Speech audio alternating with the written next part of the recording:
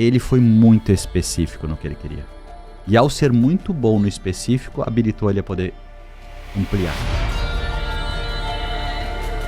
Nós nunca vivemos uma época com tanta abundância de dinheiro e de oportunidade. É verdade. Sim, nunca. Tem, assim, dados, né? No mundo. Você está falando de uma no visão mundo global.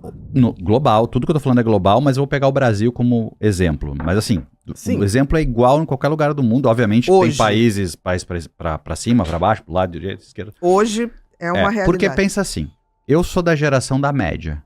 Eu só queria assistir um filme, eu não escolhia qual filme, eu não escolhia o dia, nem a hora, nem nada. Só tinha uma chance na minha época. Segunda-feira, 10 da noite, tela quente. Quer, não quer, vai dormir. Exatamente. Não era assim? Era. E era o filme que tinha. Exatamente. O outro dia você tinha assistido ou não. Era o que tinha chance. Hoje a gente escolhe 1 hora, fica procurando em qualquer streaming um vídeo. Gasta mais tempo procurando. Nem assiste e vai dormir. Exatamente. Né? E feliz. Feliz. Porque a gente pode. Então a gente vive hoje a era da escolha. A gente viveu por muitos anos a era de não poder escolher.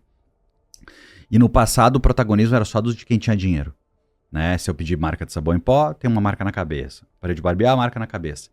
Naquela época, 57 marcas se tornaram líderes de segmento, a ponto da gente chamar o produto pela marca. É, exatamente. Hoje, Xerox. Xerox é um exemplo. Exatamente. Xerox é um exemplo. Hoje só 14 são líderes ainda. Por quê? As pessoas puderam escolher agora.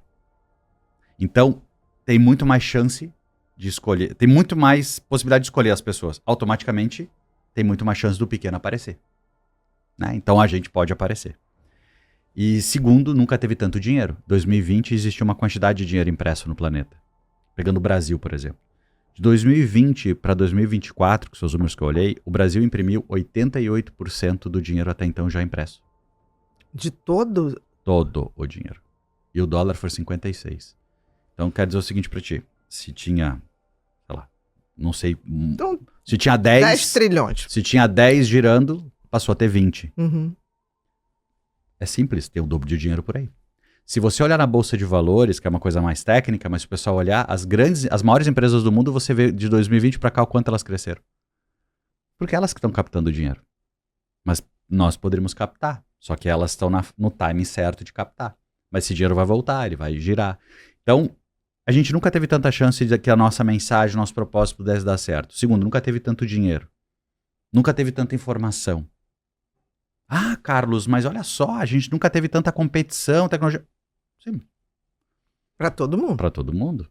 A questão é quem vai ver ou quem vai olhar por um outro ângulo. Exatamente. E quem vai continuar seguindo a mesma trilha. E você, quer ser interessante ou interesseiro nessa hora? Se você for interessante, você tem mais chance. Né? Eu sempre falo para os meus alunos, pô, eu não quero ser o maior, eu quero ser o melhor. Eu escolhi essa brecha, eu escolhi esse posicionamento de mercado. Eu trabalho na incoerência dos meus competidores.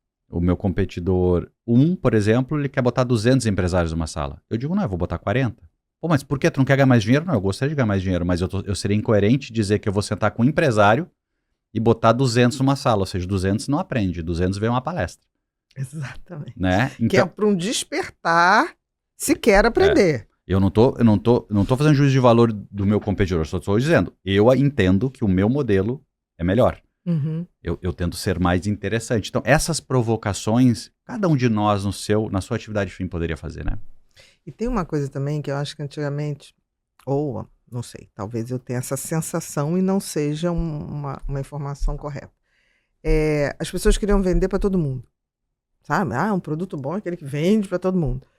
E eu acho que tem nichos muito interessantes que novamente você pode dar uma individualidade ao seu comprador e tá tudo bem.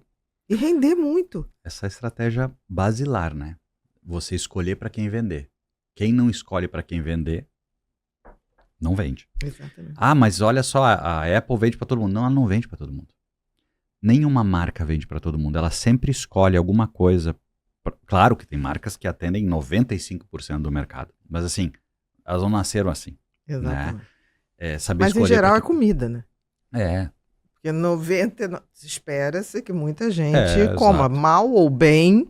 Tá mas até mesmo se a gente for olhar, nem todo mundo come a mesma marca de comida. Né? Então, você atender um público muito, muito, muito grande é para muito poucos. Né? E que é uma questão de talvez de décadas ou de séculos que a empresa usou para... Mas em linhas gerais, vamos pegar a maior empresa dos Estados Unidos hoje, empregadora mesmo, a Amazon. A Amazon nasceu vendendo livro. Mas ela não nasceu vendendo livro porque ele amava livros. É porque ele disse, olha, vender livro pouca gente consegue fazer, ninguém fez na internet, eu vou fazer. Ou seja, ele escolheu o lugar onde ele escolheu um produto de baixa competição, que não pagava imposto para vender. Exatamente. Que era fácil de estocar, que não ficava velho, que tu podia não estragava na logística, podia usar a distribuição. Então, assim, se você olhar, ele foi muito específico no que ele queria.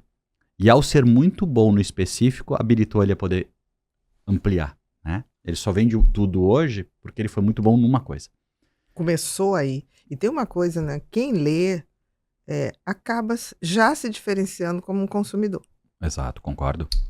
né? Concordo. Então, ele acabou com as livrarias. As livrarias estão tendo, as que ficaram, em Nova York já não tem nenhuma, né? Eu acho só aquela Barnes & Nobles ainda que anda de lado, mas assim... Mais ou menos. Mas é mais, eu acho que por ter flagship do que por fazer dinheiro. Eu acho né? que a livraria, eu sempre ia a Nova York de 2 em 2 anos e tirava um dia para ficar na livraria, e aí o cara vinha, tem esse que chegou, tem esse, né? Eu ficava um dia ali, saía carregado, mandava despachar aquilo, pagando sobrepeso, fora, não tinha problema, eles até resolviam para mim.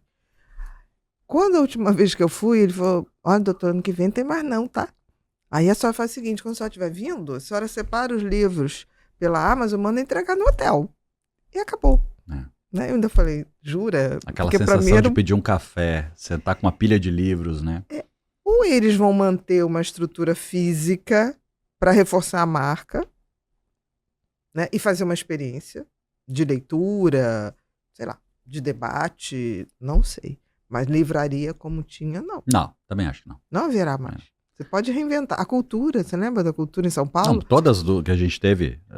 Tinham teatros que a gente fazia debate, era uma coisa fantástica. Lojas lindas, né? Lindas. Em Brasília, uma vez, eu fiz um debate com um menino que apresentava o jornal da BF. Eu fiquei impressionada, aquilo lotado de noite. E tinha um debate, uma conversa, o público participava. Eu falei, gente, que coisa maravilhosa. Acabou. Por que circunstância? Eu não sei. Porque no final do dia é o seguinte, as pessoas deixaram de ser leais às livrarias porque surgiu algo melhor. A conveniência talvez superou a experiência. E eles faziam aquilo tudo de graça, né? Era a experiência de comprar o livro. Talvez não... Não, eu, Carlos Bush, se me perguntar, eu amava ir numa livraria e sempre procuro ir. Mas se você me perguntar, você só pode escolher uma coisa. Você quer ter a experiência de ir lá ou a conveniência de sempre que precisar comprar pela internet? Conveniência vence. Não tem jeito. Então, né? Então aquela história, às vezes, não dá para romantizar muito um modelo, né? A própria Amazon, ela abriu lojas e fechou livrarias. Exatamente. Ela mesma tentou criar e não conseguiu. Porque assim, ou você vai fazer um super café com a marca, uma experiência, vai ser uma loja... Mas é mais para marketing do que para ganhar dinheiro tem direto, que estar embutido né? no custo aquilo ali para afirmar. Como tem a loja do M&M lá em Nova York, aquela coisa linda, num lugar caríssimo, não se sustenta aquilo. Não, aquilo é uma forma de marketing. Né? Para te ligar afetivamente ao M&M, entendeu? Então, funciona.